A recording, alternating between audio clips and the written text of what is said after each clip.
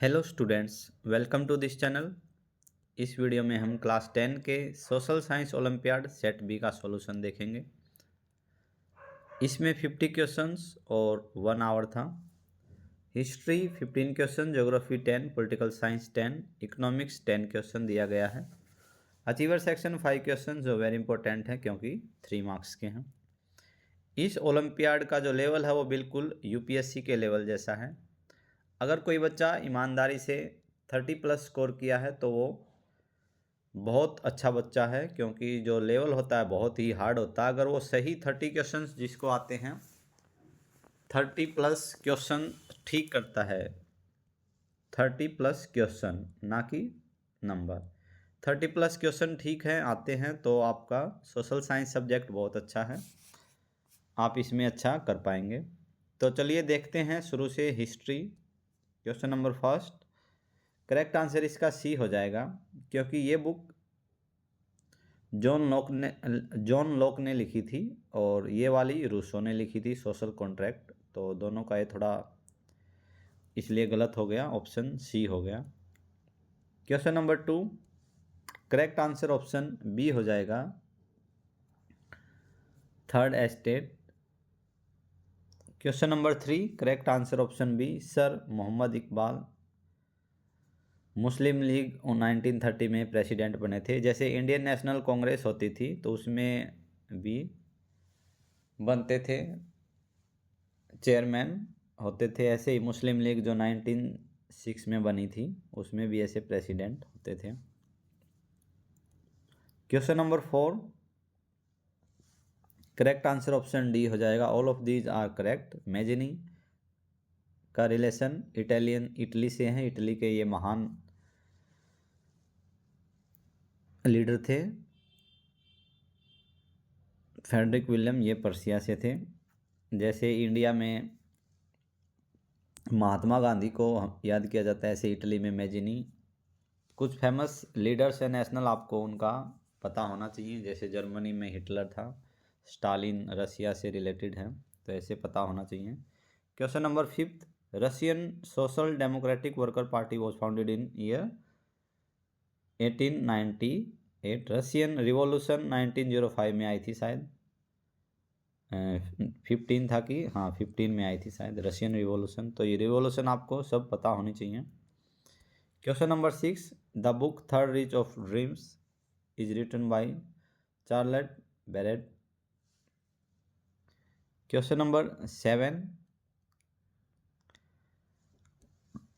Correct answer option A हो जाएगा, Marianne and germanium. Question number 8, correct answer option A, in 1812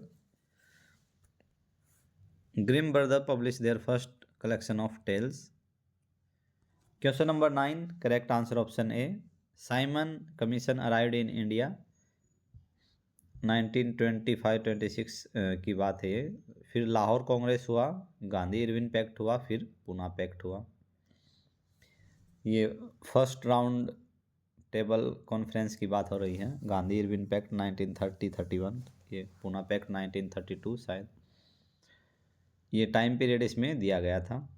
question number 10, correct answer option C हो जाएगा, Louis 16 के समय में फ्रेंच रिवॉल्यूशन हुआ था।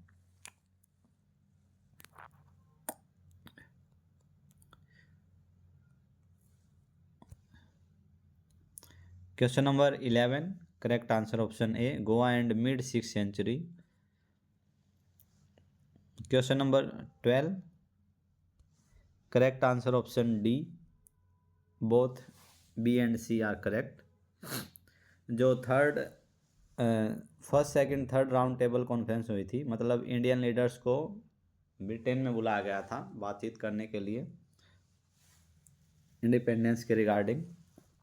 तो इनमें कुछ खास हुआ नहीं, महात्मा गांधी ये कांग्रेस ने भाग नहीं लिया उसमें, अंबेडकर गए थे तो वो ये आवाज़ उठाए थे दलितों के लिए अलग से सीटें रिजर्व करने को। Question number 13, correct answer option B, 1915 Gandhi ji South Africa से आए,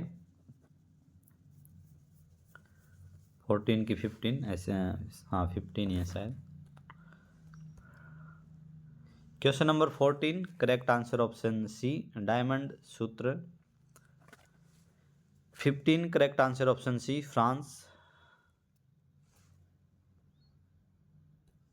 उसके बाद ज्योग्राफी से रिलेटेड क्वेश्चन है, तो refer to the list of state, identify the Tropic of Cancer passes in India and select the option.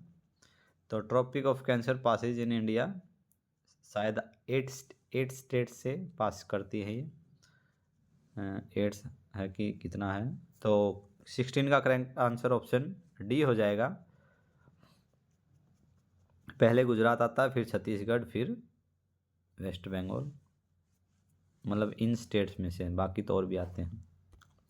Question number 17 correct answer option B Ambala. Question number 18 correct answer option C development should take place without damaging the environment and without compromising with the needs of future generations. Question number 19 correct answer option D fossil fuels.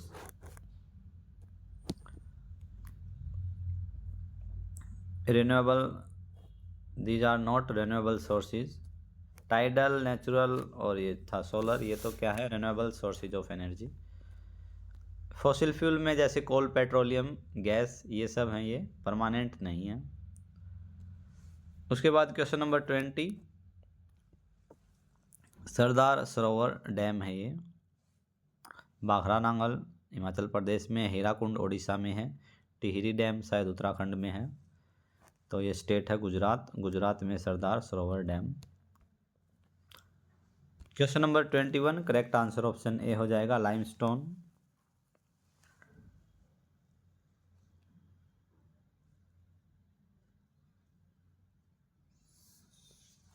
Question number 22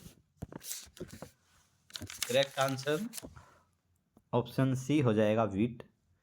wheat is a rabi crop, रबी मतलब जो नवंबर दिसंबर में उगाई जाती है। आजकल गेहूं तो दिसंबर में भी उगाया जाता है, और मार्च अप्रैल में जिनको काट लिया जाता है वो होती है rabi crop. Wheat, gram, must, ये सरसों।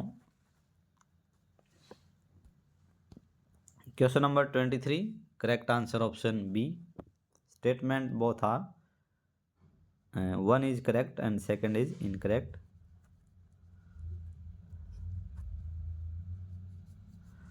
क्वेश्चन नंबर 24 25 24 और 26 का कोई बच्चा कमेंट में बता देगा, मैं नहीं देख पाया। 25 करेक्ट आंसर ऑप्शन डी हो जाएगा, छोटा नागपुर प्लेटू, छोटा नागपुर का पठार। तो ये बहुत इंडिया के लिए इम्पोर्टेंट है मिनरल्स इंडस्ट्रीज के मामले में। जर्मनी में एक जगह है, उससे इसका कंपैरिजन किया जाता है, रूर नाम के। उसके बाद पॉलिटिकल साइंस, पॉलिटी से रिलेटेड क्वेश्चन है। 27 का करेक्ट आंसर हो जाएगा ऑप्शन सी कॉन्करेंट लिस्ट। और ऑप्शन, ये तीनों list state, concurrent and union, इनका थोड़ा थोड़ा सब्जेक्ट इम्पोर्टेंट जो इनके अंदर है, इम्पोर्टेंट सब्जेक्ट्स वो आपको देख लेने चाहिए। जैसे पुलिस स्टेट का है, आर्मी यूनियन लिस्ट में आता है, एग्रीकल्चर स्टेट में आता है, तो ये सब आपको देख लेने चाहिए। Question number 28 correct answer option B हो जाएगा political parties. 29 option D Mandal commission आया था बैकवर्ड क्लासेज के लिए। Question number 30 correct answer option C cultural and educational right. Question number 31 correct answer option D हो जाएगा 1991 the equal remuneration act was passed in the year.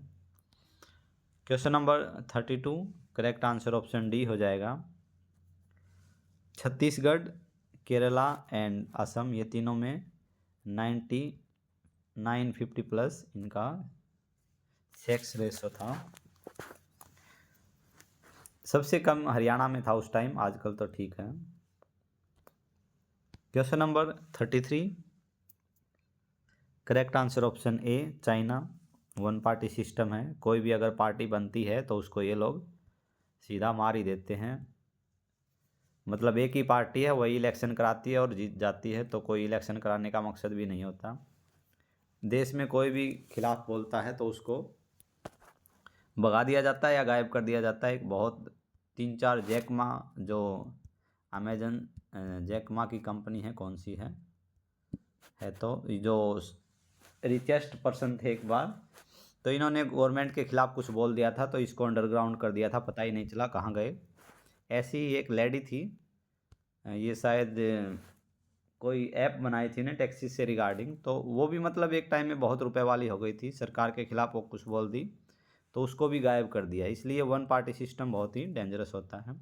जो भी सरकार के खिलाफ में कुछ बोलेगा अगेंस्ट में, उसको सीधा ये लोग गायब ही कर देते हैं। और बहुत साल बाद, 2-3 साल बाद ये जैक मा का चेहरा दिखाई दिया था, जो रिचेस्ट पर्सन थे वर्ल्ड में उस time.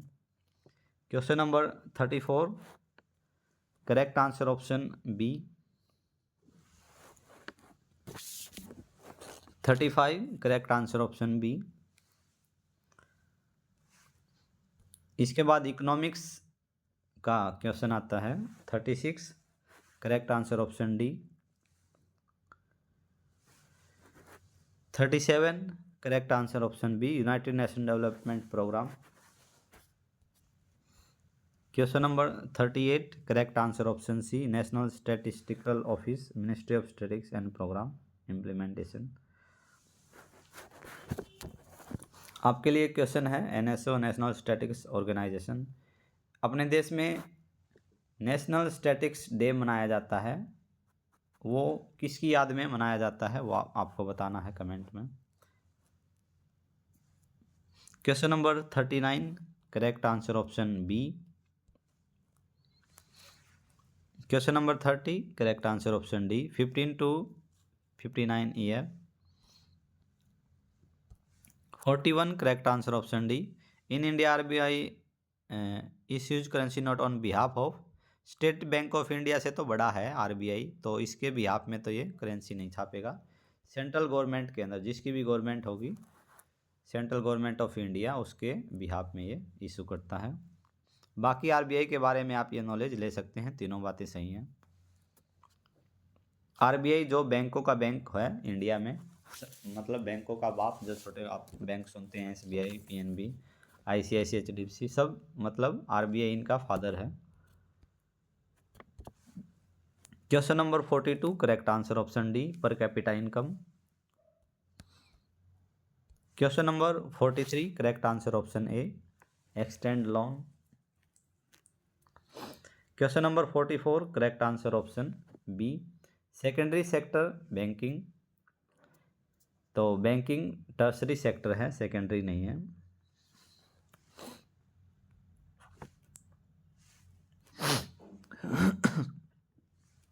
Question number 45, correct answer option D, all these relates with globalisation.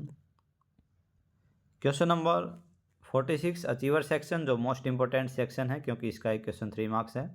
अगर आप ये सही कर देते हैं तो आपकी रैंक काफ़ी अच्छी आ सकती है इस सोशल साइंस ओलंपियाड में। और इसकी एक ट्रिक मैं हर बार बताता हूँ, मैथमेटिक्स ओलंपियाड में ये बताया था मैं शायद पहले। आपको ये देखना होता है कि 2 ऑप्शन या 3 ऑप्शन किसके ठीक हैं, जो भी अलग है वो रॉन्ग हो जाता है। ठीक है, तो इसमें बी और डी में से करेक्ट आंसर होगा। पहली बात तो ये हो गई, क्योंकि 2 ऑप्शन जिसमें आंसर में 2 ऑप्शन रहेंगे वो सही रहने का चांस है। अभी हमें ये पता चल गया। अब ये देख लो, लास्ट के 2 ऑप्शन अलग हैं। लास्ट वाला भी आपको पता चल गया तो आप आंसर पता कर सकते हैं। लास्ट वाला पता नहीं चला, अब ये 3 और 1 है, ये भी अगर पता चल गया तो आप आंसर लगा सकते हैं। 2 और 2 इसका सेम है, तो हमें 3 या 4 में से भी देखना होगा। मतलब इनका आंसर हमें पता हो ना पता हो कोई ज़रूरी नहीं, अगर 4 का आता है तो हम इजीली कर सकते हैं। तो इसका करेक्ट आंसर हो जाएगा option B, 46। 47, correct answer option A हो जाएगा, both the statement are true.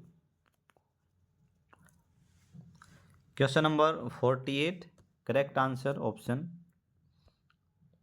B हो जाएगा, ट्रू फॉल्स ट्रू ट्रू। ये चीज़ें आपको सीख लेनी चाहिए। Question number 49, correct answer option C, Assam Digboi oldest oil producing state of India, Digboi में मिलता है। Nagercoil city known for effective use of wind energy, monazite ये केरला में है, थोरियम और ये नेवेली। उसके बाद question number 50, last question of this olympiad. Correct answer option C हो जाएगा, 1, 2 एंड 4 ओनली, 1, 2 एंड 4। इसमें टर्सरी सेक्टर नहीं है, प्राइमरी सेक्टर ने सबसे ज़्यादा काम दिया था, टर्सरी सेक्टर इतना काम नहीं देता। तो स्टूडेंट्स, ये था सोशल साइंस ओलंपियाड क्लास 10 का सॉल्यूशन। अगर आप मेरे चैनल पर नए हैं तो प्लीज़ चैनल को सब्सक्राइब करें, वीडियो को लाइक करें, आपका इसमें कुछ नहीं जाता। और जब भी चैनल पर ऐड आती है वीडियो में कोई, तो प्लीज़ आप ऐड को चलने दें 4-5 मिनट के लिए, उससे हमें यूट्यूब थोड़ा बहुत अमाउंट देता है। तो अगर आपने इस वीडियो में ऐड नहीं देखा तो प्लीज़ कोई दूसरा वीडियो चला कर रख दें और उसका ऐड चलने दें, ये हमारे लिए काफ़ी हेल्पफुल रहेगा। और चैनल पर नए हैं तो प्लीज़ सब्सक्राइब करें, लाइक करें और बेल आइकन दबाने की ज़रूरत नहीं है। Thanks for watching this video.